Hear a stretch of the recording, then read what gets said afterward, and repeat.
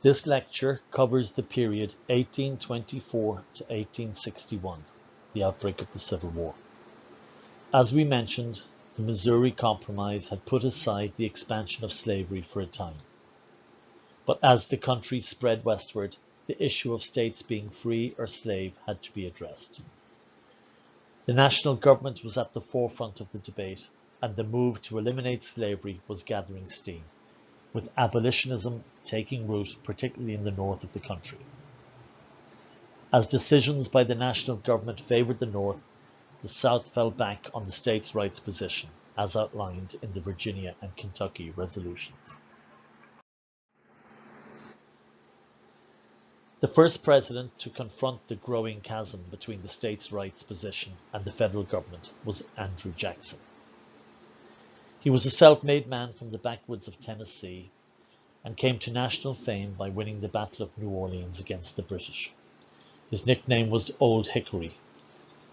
Denied the presidency in the 1824 election by Henry Clay's corrupt bargain, where Clay supported John Quincy Adams in return for a position in government, Jackson came back with a vengeance in 1828, and after a very dirty political campaign reminiscent of today's politics, he was swept into office on a wave of populism.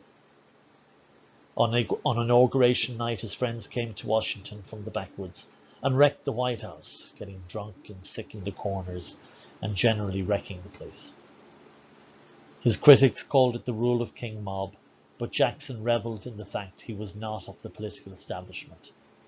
And it is noteworthy that Donald Trump put up his portrait in the Oval Office when he came into power. It was under Jackson that political patronage, where you promised people jobs in government in return for their support, took off. It was called the spoils system. Also, despite having a cabinet of political astute advisors, Jackson relied heavily on advice from a circle of friends that became known as the kitchen cabinet. The era of good feelings was coming to an end. Nationalism was waning as sectionalism grew stronger. Jackson would straddle the line during his presidency between strong central government and the state's issues.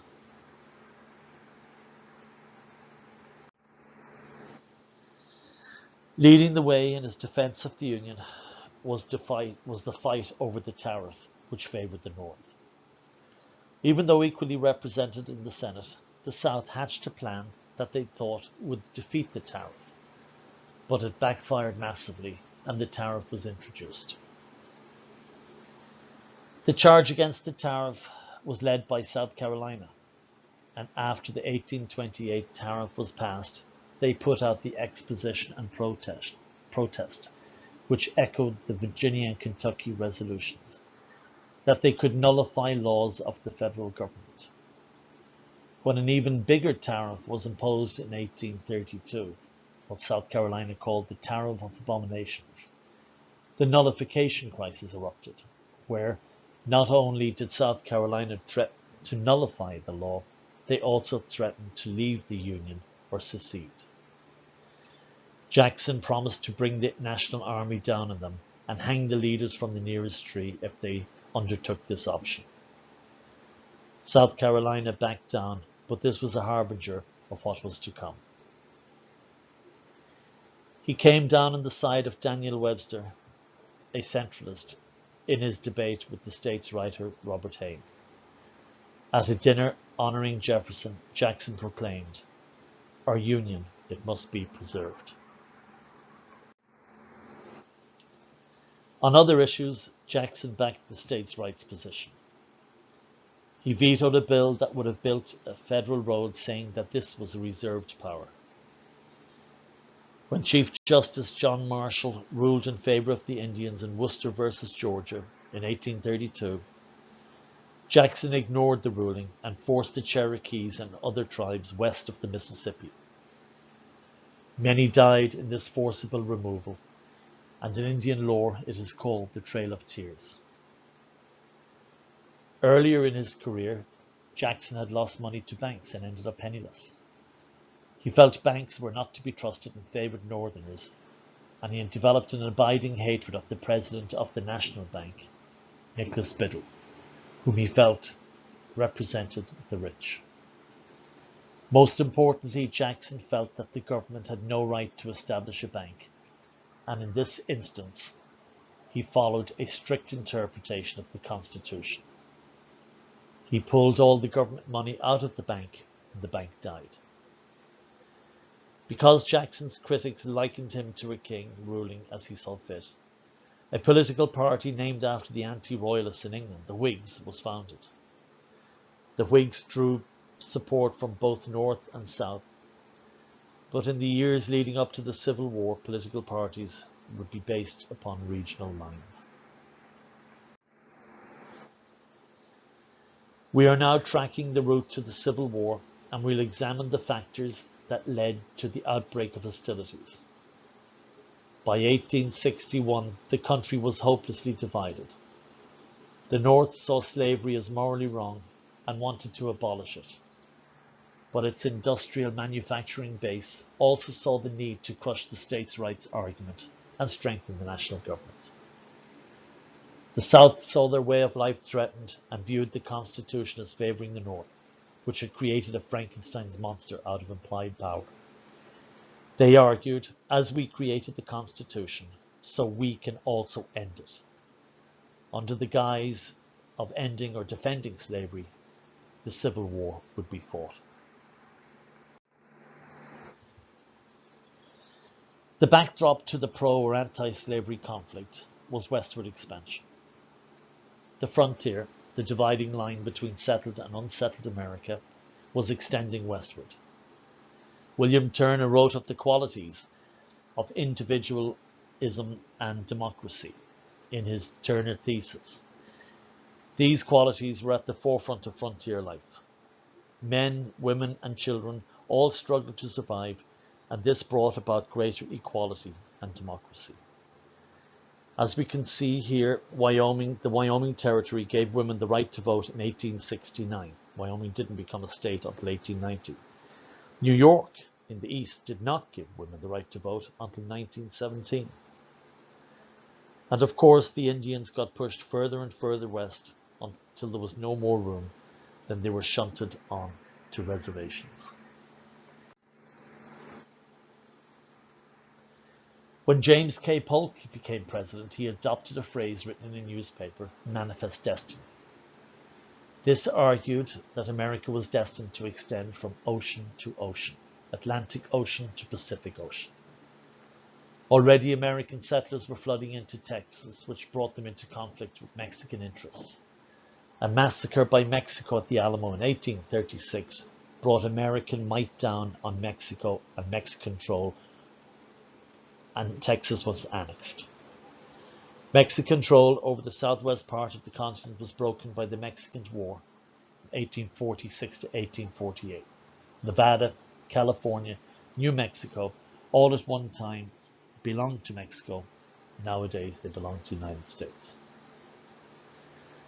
In 1849, thousands rushed to California to partake in the gold rush.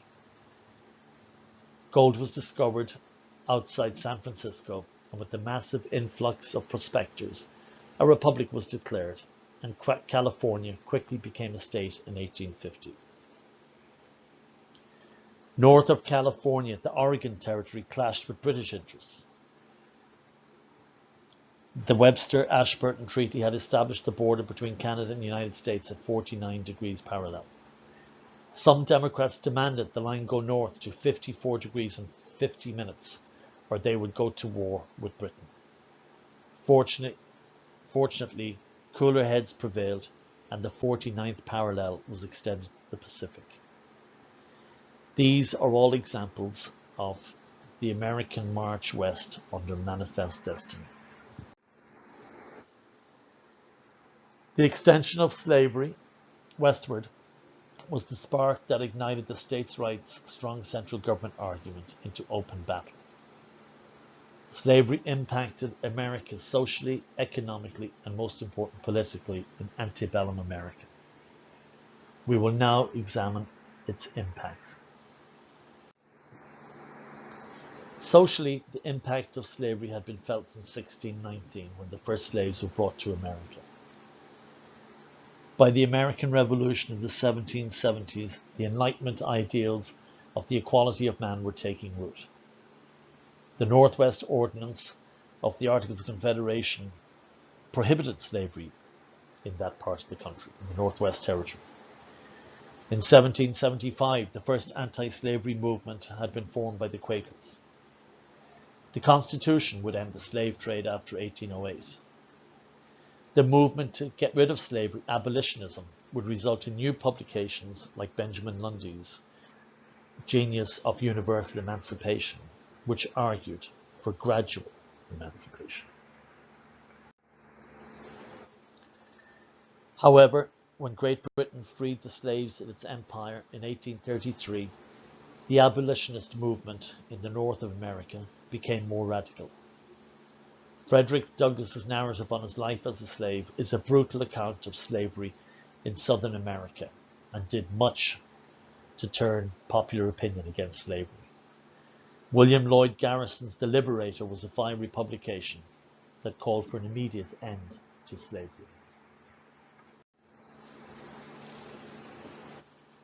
Economically, the South depended on slavery because of the plantation system that evolved due to the longer growing season and milder winters of the South. Although there were slaves in northern states, slavery was predominant in the South and therefore was to be found mainly in this part of the country. Hence it is called this peculiar institution, found mainly in the South. Eli Whitney's cotton gin speeded up one area of production, so more slaves were needed to keep the other areas up to speed.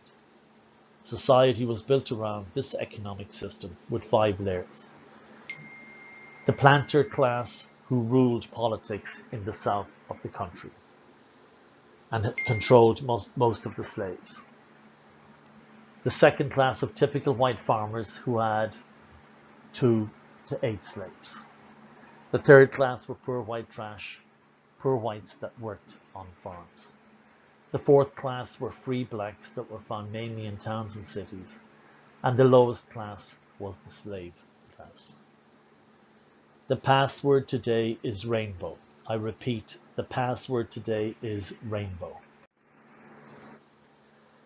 But it was politically that slavery would have the biggest impact on American life. It divided political parties in two. The Whigs that had evolved out of opposition to Andrew Jackson would have a northern wing called Conscience Whigs that opposed slavery, and a pro-slavery southern wing. The Democrats too would be divided into North and South, and this would allow new parties like the Free Soil Party and Republican Party to take the stage. With westward expansion in full swing, the drive to introduce or prevent slavery in new territories went into top gear. After the Mexican War, the Wilmot Proviso was a shot across the bows of the pro-slavery forces, where it was put forward that no slavery should be allowed in land won from Mexico. The deadlock in the Senate of an equal number of free and slave states prevented this from passing into law. At this time too, Lewis Cass put forward the idea of popular sovereignty, where the settlers of the territory would decide if slavery would be allowed.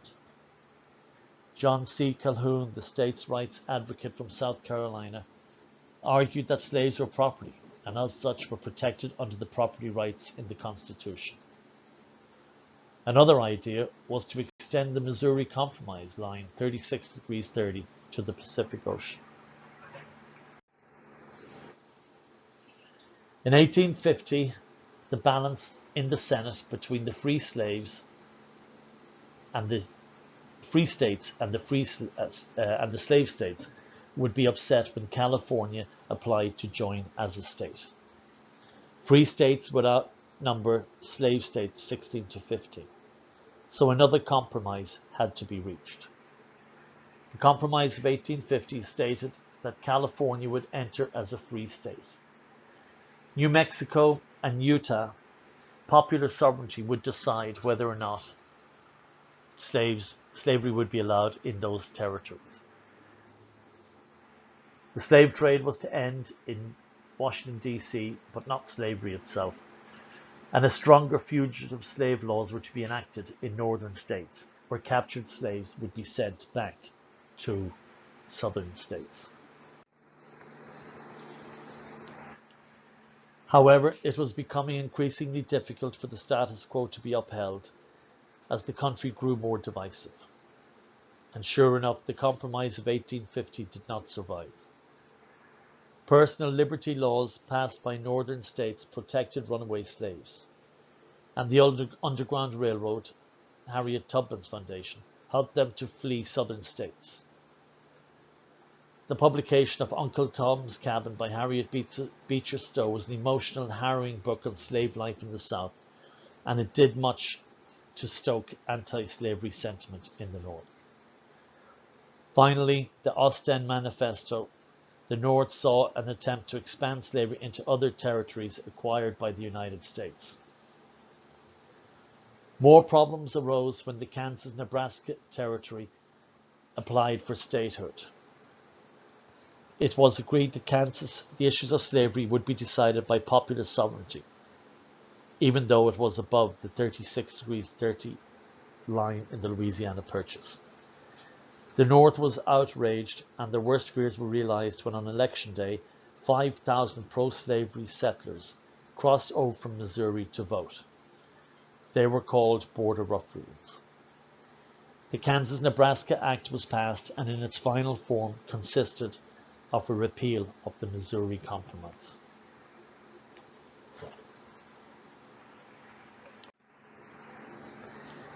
The events of Kansas-Nebraska served to heighten tension between the North and the South. In Congress in 1854, Charles Sumner caned Preston Brooks from Massachusetts, claiming to uphold Southern honor. Brooks was very badly injured, and it inflamed tensions between the North and South. In 1857, the Supreme Court of the United States weighed in with the Dred Scott decision, wherein its opinion the court ruled that slaves were property and were thus protected under the Constitution. This allowed slavery to extend anywhere in the United States. It was a huge victory for the North. John Brown, a radical abolitionist in 1859, attacked an army arsenal at Harper's Ferry, killing 5 people. He was captured and hanged and became a martyr for the Northern cause.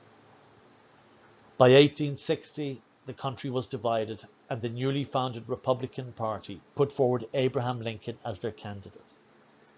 His debates with Stephen Douglas had brought him national fame, and although not a civil rights champion in today's terms, his voice and reason resonated with Northerners, and he was elected president.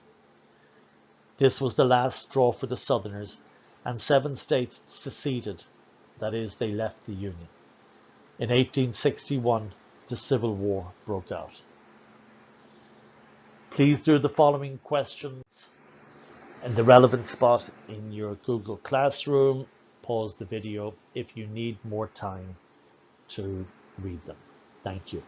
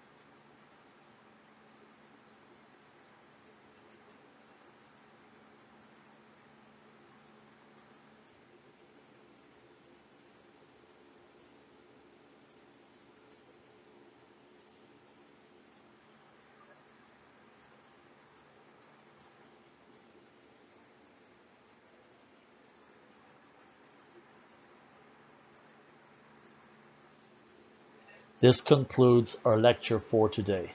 Thank you.